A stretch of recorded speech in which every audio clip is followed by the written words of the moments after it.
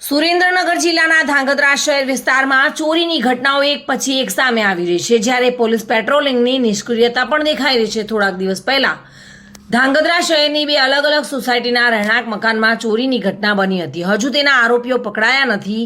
ઘરફોડ ચોરીઓ, ટીસીઓમાંથી કિંમતી સામાનની ચોરીઓના બનાવો પોલીસ માટે એક ચેલેન્જ બની ચૂકી છે, અને બીજી બાજુ પોલીસના રાત્રિ પેટ્રોલિંગમાં તથા કાયદો વ્યવસ્થા પર સવાલો ઉઠી રહ્યા છે।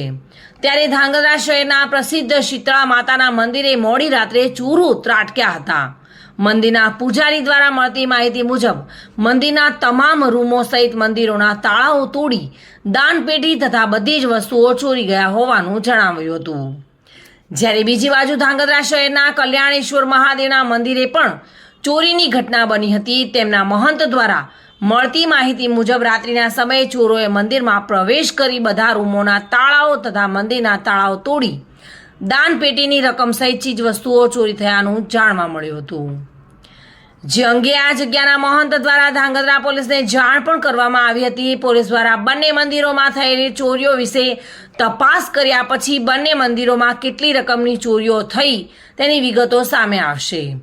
હાલ તો ધાંગધ્રા શહેરના શીતળા માતાના મંદિર સહિત બે મંદિરોમાં તસ્કરો ત્રાટક્યા બાદ દાનપેટીની રકમ સહિતની ચોરી કરી ફરાર થઈ જવાની ઘટના બાદ ધાંગધ્રા પોલીસે આ તસ્કરોની ગેંગને જબ્બી કરવા માટે ચક્રો ગતિમાન કર્યા છે।